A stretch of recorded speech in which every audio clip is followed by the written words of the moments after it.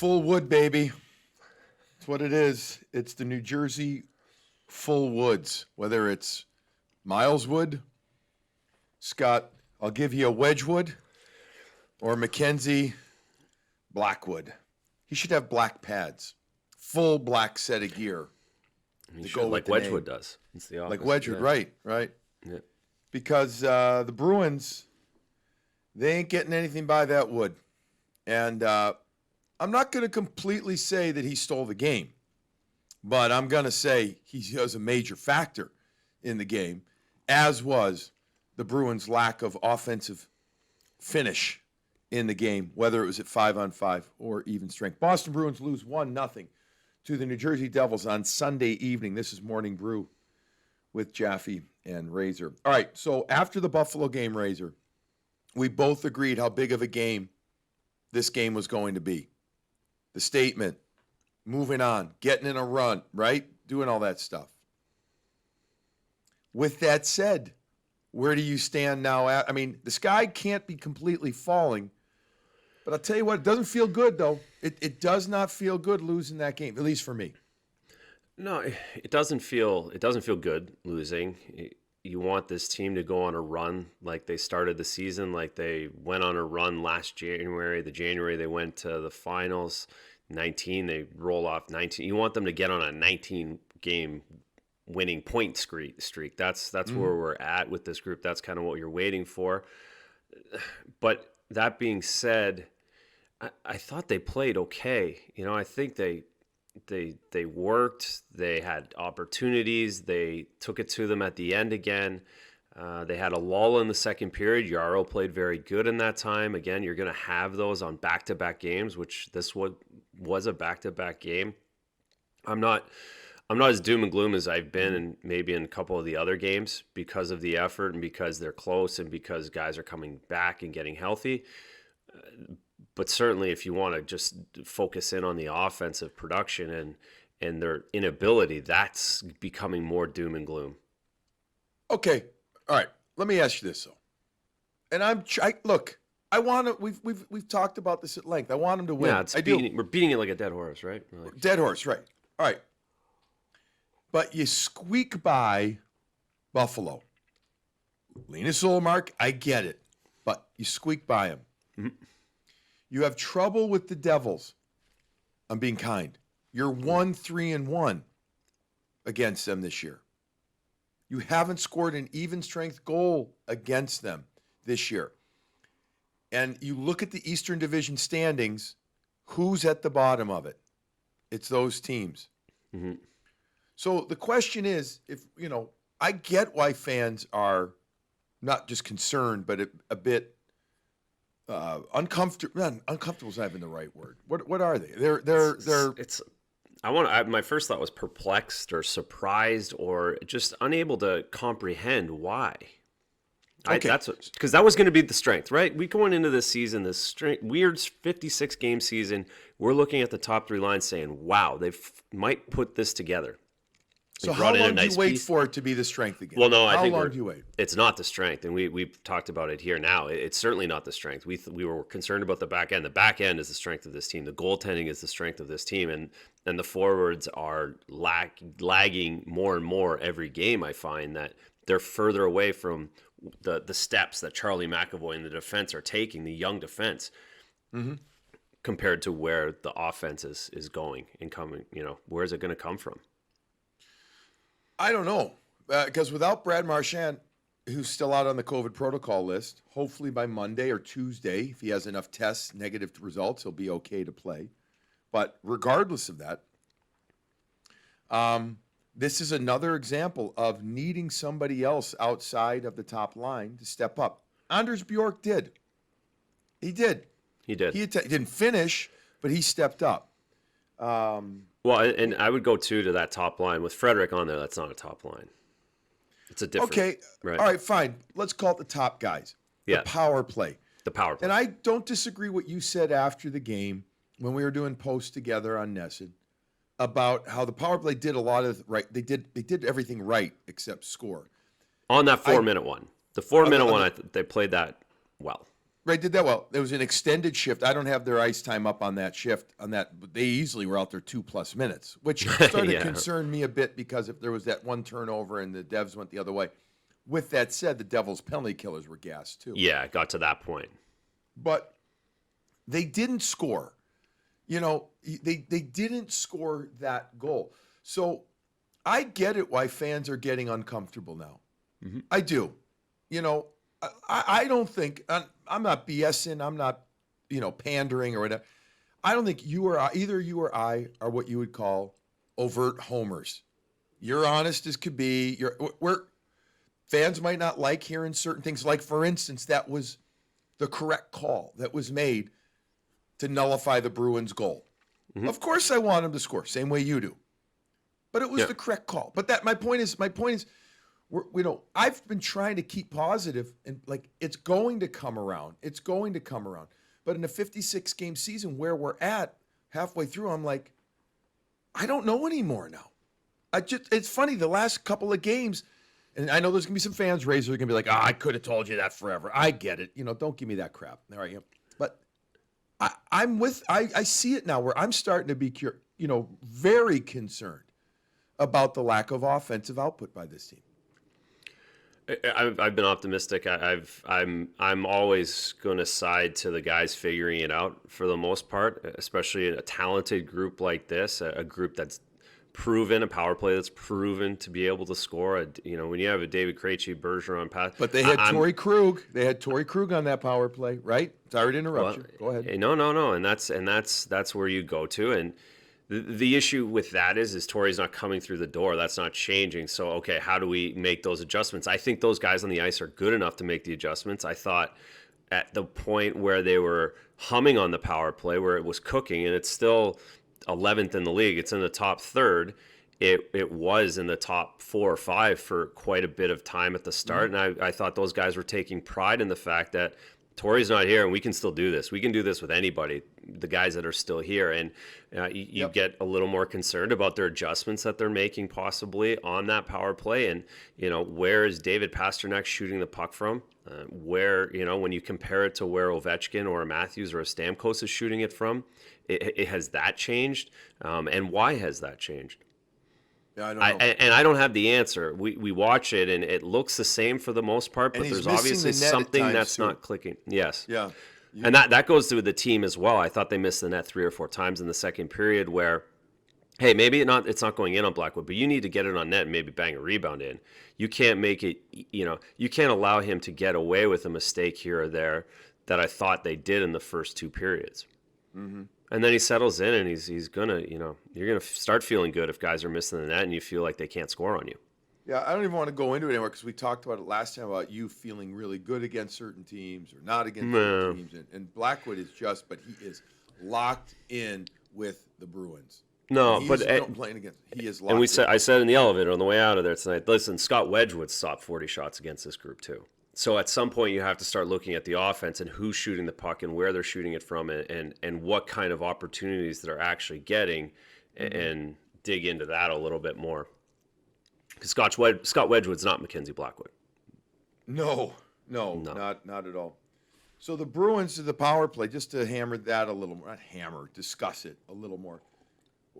They had 6 power play shots on net. And what was their official 0 for 4? I don't know, man. It feels like they had 4 on the 4 minute. The 4 minute, 4 or 5 right. on that. They got most of those 6. Yeah. Now they missed obviously Brad Marchand. I think they have to restructure it now. I think they do need to move Pastrnak to the elbow more. I feel like he's almost a little too high or too far to the outside.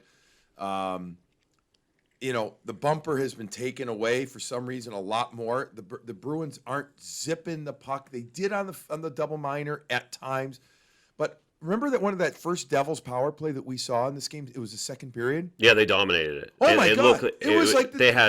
It felt like they had opportunities all over the place. And this is the best penalty kill in the league from the Bruins. And they were penetrating, they were attacking. It felt different. Everywhere. To your point, it felt different. I'm like, holy shit! Like this is the Devils. I mean, I don't remember how good the Devils power play was in the the big era, it was probably pretty damn good. Well, with yeah, Niedermeyer, Elias. Niedermeyer, Elias, Stefan Richer at times shooting pucks, all that. But they were zipping it around tonight. And I don't know. I'm just starting to feel like a lot of fans right now. What is the right thing for this team? Now, again, health will be the determining factor to management. With COVID, you ain't ever going to know the full health of your team. Fact. 1. So take that out of the equation. 2, then, if you're talking literal health of the team, well, everybody seems, pretty healthy except your starting goaltender. We know Andre Kasha, but ... Carlos should be back soon. Let's assume everybody's back in a week. Again, now you're talking just 2 more weeks, Razor, at most, to the trade deadline. I don't know. If you're talking quarantine, you can't wait. If you're going to make a move, and I said this before, I'll say it again. I almost think that they need a real hockey trade instead of a rental. Now, the one guy, we saw him tonight, Cal Palmieri, he crushes the Bruins. He didn't shoot this one; it went off his knee. No, he did nothing tonight, just for the sake of that argument. But you're right. But normally he does. He got a goal. I would take him as a rental, depending on what it costs you. But if it's going to cost you a first rounder, I don't know if I would. But a hockey trade partner, I think I would go. I would do a bigger hockey trade if that's possible. I wouldn't be opposed to it in any way whatsoever. If it's going to just switch things up a little bit, and to the point of making them better for the future, or you always have to give something up on these trades. So you have to identify what you're able to give up or what's expendable for your group, and you have to try and find the partner that has something that's going to help, that's willing to get rid of their guy.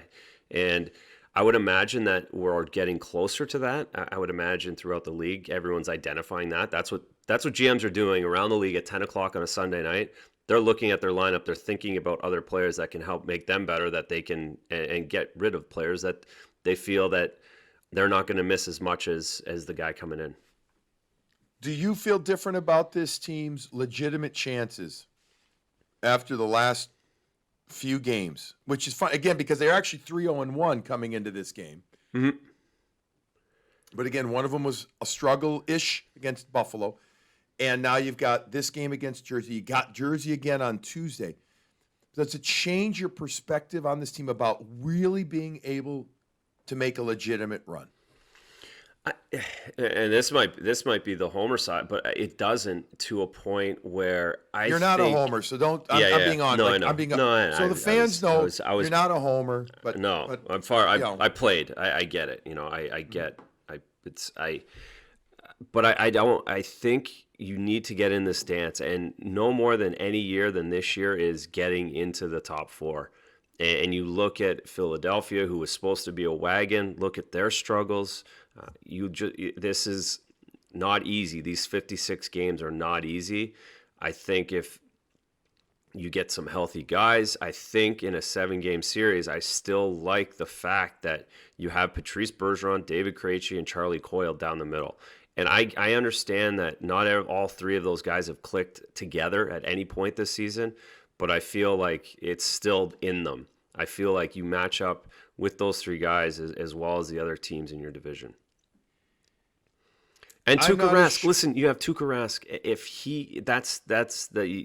he's going to be, I got to imagine he's going to be healthy. I got to imagine it's something that's an older guy, the older goalie that's bugging him. But in a 7-game, we saw what he did last couple of years. He's a top tier goaltender. You're going to have a 7-game series potential with either Pitt or the Islanders. Mm-hmm. Pitt's playing much better. Mm-hmm. Although the Bruins, I'm not as fearful of them. I'm not. That doesn't. I think the Caps and the Islanders are a tougher matchup. The Caps are the one. I even with the Islanders, I think if I get how well coached they are, I just think that the horses, the Bruins, you match those guys up in experience, and I know they went to the conference finals in a bubble last year. I feel more confident with them. And then Washington, they've played well against Washington this year. So how do you explain that? Yeah, no Braden Hope either. Maybe that's it. And he's not doing Hope well at all in Vancouver. Almost done, yeah. But against to the your Bruins, point, that guy, yeah. The boogeyman is this Devils team right now, and they're not going to face them in the playoffs. So No, they're not. But the obvious comment is, are they going to make the playoffs when it's all said and done? And they're going to look back at these points against New Jersey and a little bit against the Rangers and obviously the Islanders. But the Islanders at least are great. You can say, so obviously nobody puts up points.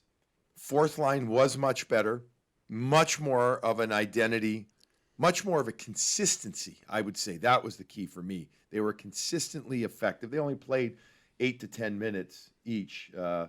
Senyshyn only played 9. He was on the third line. I mean, I don't know. He's been okay. Whatever's coming in the lineup, he's the odd man out for me after tonight. I would say he's not quite there. He took that penalty in the second, and the whole play was just someone who's not quite there. Like, he just doesn't. It's just not quite there pro game wise for me. I would agree.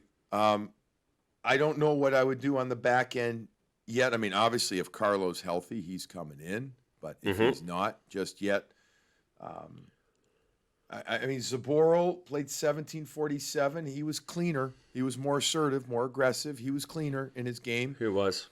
And you need that guy to exit the zone. So I don't think they would play Lauzon and Tenorti. I'm not saying they wouldn't ever, but I'm saying against the Devils, I don't know if they would. But Tuesday night, holy smokes, you're going to talk about pressure. There's going to be pressure in that game now. There the should fans be. are feeling it, you know? Yeah, and the players, I'm sure, are feeling it. And yeah, to get off the, you gotta get 2 points again. You gotta find a way to. You can. This team at this point, I'll say this is kind of the way I'm seeing it too a little bit. Is you gotta not lose 2 in a row anymore from this group. There's going to be games like today where I think they played pretty good, where it's just you have one of the best players in the league out of your lineup because of COVID. That there's testing, there's protocol, there's things, you're going to miss them. So, all right, wasn't our day, but you can't lose 2 in a row anymore. You can't give up points anymore. You got to start winning in regulation on a very consistent basis. You can't lose 2 in a row in the next 6 weeks. So, all right, they were close to getting at least 1 point. Let's just quickly go over these in case people didn't get a chance to hear our post game. Talking about the goals, that one was overturned and one that was never conclusively in. Yeah, the one, let's just get the Blackwood save non-goal. Like, that just wasn't a goal, right? Like, it was really, really close, but you couldn't tell that it was inconclusive. It was you clearly couldn't tell it was couldn't tell it was in. It wasn't that they missed it. It was a no goal. Like, it's. And I do think it would have been a high stick. I think it would have been challenged. I really do. That would have been so fantastic because I mean, you would have been the only one in the building to have seen that, and then we would have had another review and another. It would have been bedlam. Folks, go back and watch it. Charlie McAvoy. He really did high stick in the slot, and I can't. It's irrelevant, by the way, Razor, as you well know, if Nick Ritchie puts it in or not, because you can't put the puck in like it's not a good hockey play via a high stick. And even if a Devil had touched it, it wouldn't have been deemed control. It can't go directly in. Would have been fantastic, but I get that. That's the Mackenzie Blackwood save because he made that save. He gets his leg back. Like, it didn't just hit him. He sees it bouncing beyond him, gets his leg back on it. That was impressive. But they got it right. They got it right. That's what it was. That's what it was. Now let's go back a few seconds before that. A minute before or so. Pucks to the front of the net. It's pushed there. Blackwood comes out in the crease, actually, off the line, in the crease, puts his hand quickly over the puck, not lunging, but yeah, a normal cover, a scramble cover goalie play. It was pretty typical. Right. I wouldn't, if it was simultaneous, I think I would absolutely say Bruins have a better case. But it was a second after. Not much more than a second, literally a second after. Krejci puts his stick and shovels the puck out. Pushed it out. Bergeron puts it in on the blocker side. On the ice. Place goes bedlam as much as 2,200 fans can go bedlam. Everybody's happy, right? No. Referee behind the net points as a goal. That's his job. Take us through the rest now. Why the no goal was called and how it was the right or the wrong call. So to start, for me, it was the right call. I've seen this play happen numerous times prior to review, prior to all the camera angles, etc., where a referee doesn't have enough time to get the whistle from his hand to his mouth to blow the whistle. However, in that time that he has the whistle to his mouth, that split second, a player has gone under a goalie's glove, my glove, while I had it covered, and chipped the puck out of my glove while I had control. Puck comes beside me, someone bangs the rebound in. It's no goal because the goalie had it covered and the puck was dislodged by a player. That's the way I saw it. And that's the way I think, I would assume, talking to a couple other guys, that that's what the referee would have saw. Now, my problem is the goalie interference part of it. Is so we've seen so many different goalie interference calls that it's a big umbrella. To be more specific, if he had to come out and said, under review, we saw the goaltender cover the puck was dislodged by a Bruins player while under control of the goaltender, therefore it's no goal. And you brought up another example of that is when the goalie has it and he gets pushed into the net by a player, and the puck goes in because the player pushed the goalie into the net. Even it's if the very puck's similar. loose.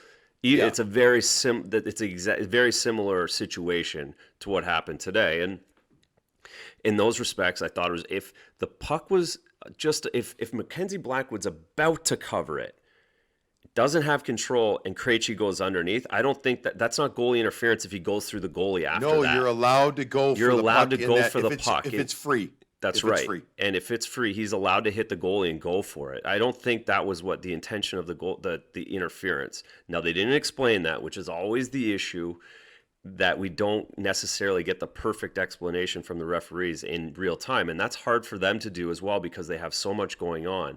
They just go to the goaltender interference. That's what the review was about. There was goaltender interference. And you do not have to have a penalty on every goalie interference. That's from 2000, isn't it? Like that was a long time ago, right? This is a mechanism that allows the officials to go use replay. That's what it is, to make that call. The back referee outside the blue line is watching things differently than the low referee. The low referee's number one job is to find if the puck is crossing the goal line or not. It's the first thing, in or out. First call. Make something and make it definitive. The second thing after that is if there was anything that he saw initially that would either make it stand as a good goal or make it stand as an illegal goal due to contact, whatever, height of stick, etc., then that's fine. But that's not his number one rule or number one priority. Find where the puck is, good goal, not good goal. That's just the way it is. So now the mechanism that you use after that one goes in, and the Devils kind of went crazy, not crazy. They were vociferous about it. They were loud about it. Blackwood knew he had it covered. He knew he's got his hands in the air. He knows he had control of that and that it was dislodged by Krejci. Right. And then he must have said something or whatever right away. But the ref points, his job again. Now the back referee can say he may have had it covered. And the Devils are saying, let's look at this. Let's review this. Yeah. And which is their right. So I believe it's Rule 69. I pulled it up. Anyways, I'm not going to read the whole thing, but the goals should be disallowed, blah, blah, blah. An attacking player initiates intentional or deliberate contact with a goalkeeper inside or outside of his goal crease. Incidental contacts permitted outside, but not inside. But this was also intentional. Krejci went for the puck under his glove, and it hits his glove, and it moves the puck out from under his glove. Whether we like it or not, I had one fan who tweeted me. It was respectful. I was expecting some mean tweets. I don't know if you got any, but I didn't, I haven't got there yet. But saying, the league's got soft. And that shouldn't be. And I don't actually disagree. In some ways, it has gone soft. And as I also said, I don't make the rules. But in this case, this is the type of thing I don't like these are the rules that I would want it. I don't want a puck to be on a pad and you push the pad into the net and the goal puck goes in. To me, that's not a good goal, a good hockey play. This is the same thing. If this went the other way against the Bruins and they accounted that goal, I'd be losing my shit on that one. No question. And so to that point of the league has gone soft for a guy who played 20 years ago in the league. The league has gone soft, but I can also say I guarantee you I've been in a game that had 5 fights. And there was at one point I had the puck covered and someone dislodged it, and the referee didn't have time to blow the whistle, and he did blow the whistle, and he waved off a goal.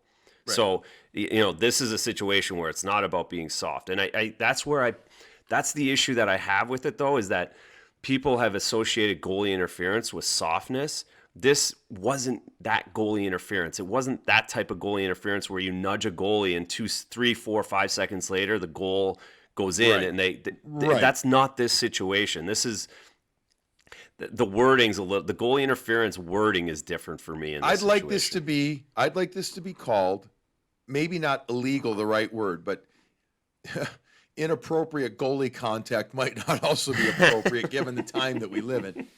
But we are under review for goalie contact that allowed the puck to be dislodged or to cross the line. That's it. And goalie interference has the feeling of it insinuates to me, I'm with you, that a guy comes across, bumps the goalie, doesn't allow him legitimately to get set. Yes, exactly. That's to a lot of those points, that is soft. But this isn't. This isn't that. This is contact made, deliberate contact to dislodge the puck that has been covered. That's control. It just the goalie controls it. Controls it, right. It doesn't matter if it's 1 second control or 5 seconds control, or and if 3, it was, maybe. Yeah, even if think about how long it takes. Like that's how close it was today. But that was the difference of how much control he had. Right, and he never looked to blow the whistle. We saw, I think it was McIsaac, who's the low rev, I believe, and he never looked to blow the whistle because again, his job there, once everything's going, is to look, and he's just looking to see if it's going across the line. Yeah, he didn't. He can say dead in the head, but he didn't. He didn't say that. They used the mechanism of video review, and they got it right. Our opinion, they got it right. Sucks for the Bruins, but on the other hand, it would, again, if the play went the other way, I'd expect the same way to be called. So, yep. Okay. I was hoping to have more Twitter hate, if only to read a few of them on the air, just to, just to have some fun with it. But anyway, listen, it is what it is. Go have Monday, get yourself reset after a very busy weekend for you. Yep. The Bruins lose 1-0 to New Jersey. They are still in the playoff, top 4 in the East. They have a couple of games in hand on Philadelphia and on the Rangers. They play these same New Jersey Devils on Tuesday. I haven't seen, but I got to imagine the Bruins are off on Monday. I'd have to imagine with their games that they'd be off. Injured players can skate. COVID players cannot unless they get off the COVID list. Let's hope they have a pregame skate too. They haven't had a pregame skate in 3 games because they missed. Well, they will. They will. I'm just saying right. They haven't skated at all. And that's where I'm going to with this. Like it's a difficult season for everybody. It really is. They miss they haven't skated as a group other than games since last Thursday? Yeah. It's crazy. Yeah. It's 12 days. We knew this was coming though. No. I'm not. It's not an excuse. I just to put everything in context, right? Like it's not easy. It really isn't, and that's where I go to. Like, find a way to get through this. Just find a way to get into this playoffs where we should have a little bit more routine come May. We should have things. Okay, I get that a little bit. But again, there's a lot of question though. Finding a way to get in, and I don't need an answer here, but with this lineup as it is, no. Or do you go out and make a move? And if you're making a move, you better not give up the farm just to hope to get in and do something. You know what I mean? Like there's that's right. Yeah, they're not in a position. Yep. But we could talk forever about that. We'll talk. Yeah. All right. We'll talk about that more. Bruins lose 1-0 to New Jersey Devils. Razor and I will be back with you after Tuesday's game again. That is a 7:00 face-off at TD Garden. That game as well against the Devil. In the meantime, everybody, try to enjoy your Monday and really, don't try, but really enjoy your morning brew.